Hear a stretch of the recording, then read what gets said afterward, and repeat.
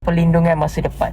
Bila mak ayah campurkan semua duit anak-anak ni, mereka tak faham pun dan tak belajar fungsi duit.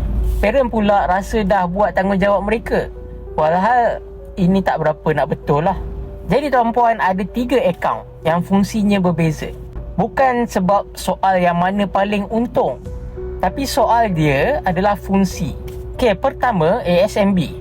Ini tempat dapat latih disiplin, yang mana anak belajar kalau duit tak diusik, itu akan bertambah lah. Tapi parent kena sedar, ini simpanan berasaskan sistem dan polisi, sesuai untuk jangka masa sederhana dan bukannya duit kecemasan. Yang kedua, tabung haji. Ini adalah untuk simpanan bertujuan. Bukan sekadar duit, tapi nilai dia tu penting. Dan nilai tu akan ada hala tuju.